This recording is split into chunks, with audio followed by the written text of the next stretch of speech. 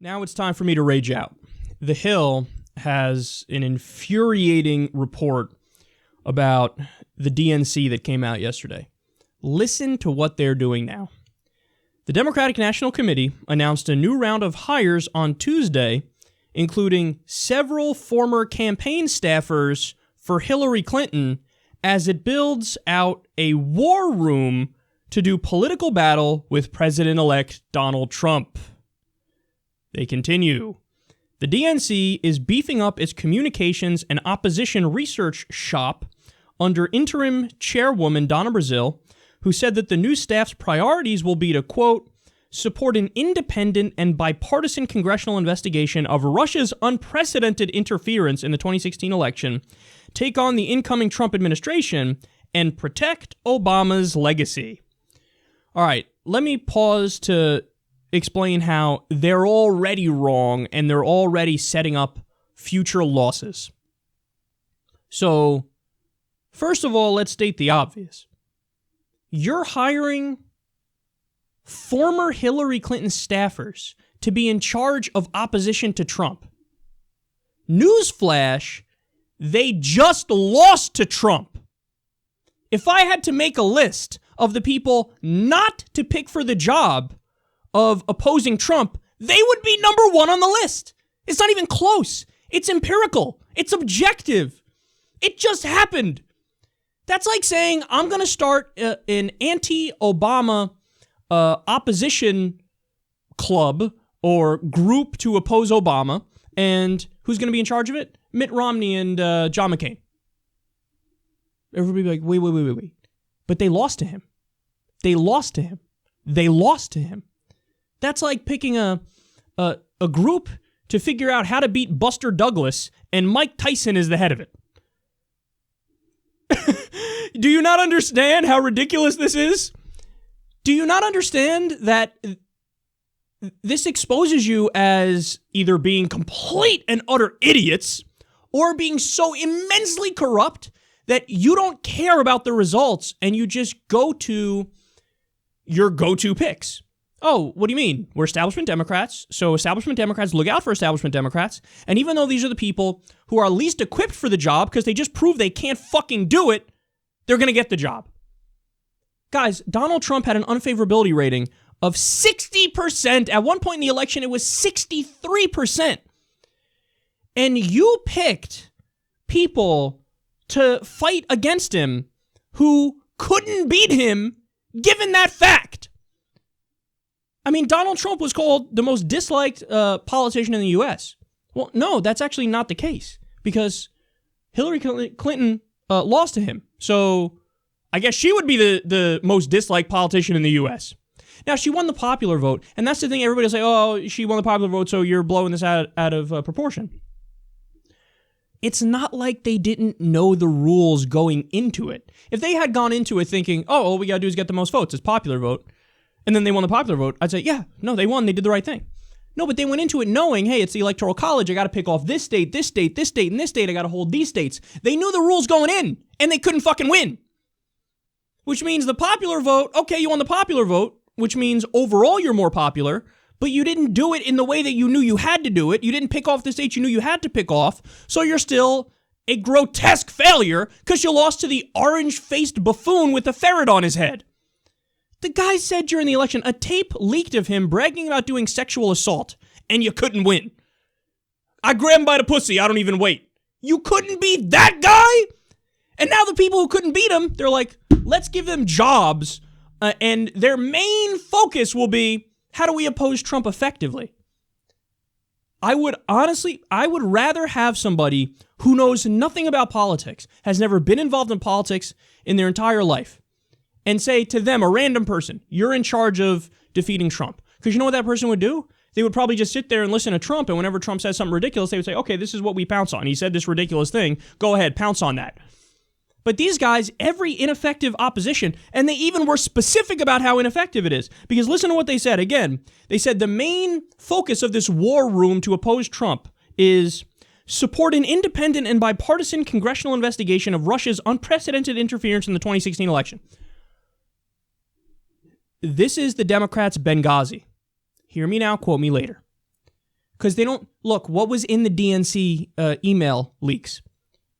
They can't defend it because it was so obviously grotesque, and it shows how corrupt they are and how wrong they are and how much of a liar Hillary Clinton is. So they don't have a response for the specific point brought up about the emails. So what do? They just deflect and obfuscate. Russia, Russia, Russia, Russia. Okay, Hillary Clinton said, I think politicians should have a public position and a private position. Don't talk about that because Russia. Hillary Clinton said, I want totally open trade borders. So in other words, let's do TPP and NAFTA on steroids. Don't talk about that because Russia. Hillary Clinton said, hey, the mindset against the rich from progressives is like bigotry. Don't talk about that because Russia. So it's a trick. It's a trick. It's a trick. It's like with Edward Snowden, where they're like, oh my God, look, the NSA is spying on everybody and he exposed it. Don't talk about that because he broke the law by releasing top secret information. So deflect from the issue at hand. That's what they're doing. And now they're setting up a fucking committee because they say Russia, they were the ones who hacked the DNC emails and then they gave them to WikiLeaks and then WikiLeaks ran them. And even the framing of, and they do it here too, unprecedented interference in the election or election hacking. Gives the implication of what? That Russia hacked voting machines and gave the election to Trump. That's not true. That didn't happen. But they frame it like that to mislead you on purpose to make you think, well, maybe they did hack the voting machines. Maybe they did hack the election and hand it over to Trump. No, all they're talking about is the DNC email leaks, which we should have seen anyway. Whether it was Russia hacking and giving it to WikiLeaks or it was anybody else. We should have seen that information anyway. And now people act like, well, no, maybe we shouldn't see it if Russia were the ones that hacked it. By the way, we know every fucking enemy state's trying to hack us, and we're trying to hack every enemy state. And even sometimes with our allies, we're trying to spy on them and hack them, and they're trying to do the same to us. All this pearl clutching of, oh my God, they tried to hack us, is like, well, of course they try to fucking hack us. They're an enemy state. So what should you do? Increase your fucking security, you morons. But this is what they're going to focus on. This is their anti-Trump move. If your only response to Trump is to scream Russia every time anything happens, you're gonna fucking lose. You're gonna lose again. And you're gonna lose again because you're not talking about increasing the minimum wage. You're not talking about ending the unnecessary wars overseas. You're not talking about getting a single-payer healthcare system. You're not talking about free college for people. You're not focusing on things that affect normal people in their everyday lives. You're up your own ass with this nonsense talking point about Russia. There's not a grandma in Cleveland who can't pay the bills, who's waking up in the morning and go, you know, that fucking Vlad Putin is really getting on my nerves. You're in your own establishment Democratic bubble and you can't see straight, so you think this is an effective argument. This is the exact same kind of bullshit that we saw against Obama when they used hack arguments. Benghazi. That didn't land. It didn't land because it makes no sense because you're trying to use hack arguments against them because you don't have real arguments against them. And it's not fucking hard. This is what drives me crazy. It's so easy to attack Trump in a smart way because he does so many stupid things and he's a ridiculous human being and he doesn't care about the people. But you're not focusing on that because Russia, and you're going to fucking lose again if you keep going down this path. And now they're staffing a war room where that's the whole point. The whole point is to do that. This is fucking crazy. I'm not done yet. They have more here. They say, leading that effort as an interim communications director will be John Neffinger, a veteran Democratic strategist. Beneath Neffinger will be two veterans of Clinton's campaign. Clinton's former rapid response director, Zach Petkanis, will act as senior advisor to the DNC and will run the war room. Former Clinton campaign spokeswoman Adrienne Watson will be the DNC's national press secretary. Watson also worked as communications director for Correct the Record, a Clinton-aligned super PAC. Again, the people responsible for the most grotesque, sad, pathetic failure because they couldn't beat Trump already, now go ahead. Your whole job is to try to defeat Trump. This isn't funny. Because you're not only destroying the Democratic Party, you're also destroying the country in the process. Because I actually care about the resistance. We need a strong resistance to Donald Trump. We absolutely need that. This isn't it. This is going to make him stronger. So I'm angry at these establishment Democrats because I actually care about the direction of the Democratic Party and care about the direction of the country, and they're dragging us deeper into the abyss. Your arguments are so ineffectual and so hacky that you're only going to make more people turn to Trump, even with all of his disgusting moves that he's done, because you're not even calling out the actual disgusting shit he does, because you're too busy going, Russia, Russia, Russia. So I can't, man. Guys, it's not a question. If Hillary Clinton had won the election, but barely eked it out, I was hoping, and this was naive, but I hoped, oh, okay, she won the election, but they barely eked it out, so maybe they'll do some soul searching, these establishment Democrats, and try to correct course, and try to be better.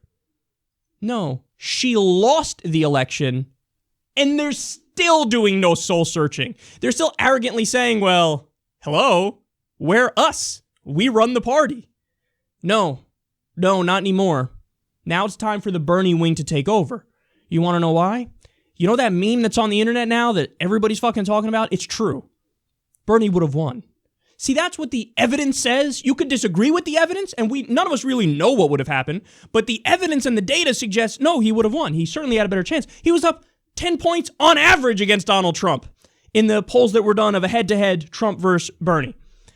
All the support that she lost, that lost her the election, the angry rural white voters in the Rust Belt and former factory towns that are now depressed, that's his core constituency. He got made fun of. He gets too many white voters who are angry. Well, those angry white voters lost Hillary the election. It would have been a landslide if it was Bernie Sanders versus Donald Trump. Given that fact, and given the fact that all he cares about is the policy substance, and his message fucking resonates, and he can get independents and he can get millennials, given all that, we know that this is the way you go to defeat Trump and to do opposition to Trump. But they can't fucking see straight. They're too busy screaming about Russia and hiring Democratic establishment failures who already couldn't beat this incredibly vulnerable candidate. So today it's a sad day, it's a bad day, it's a gross day.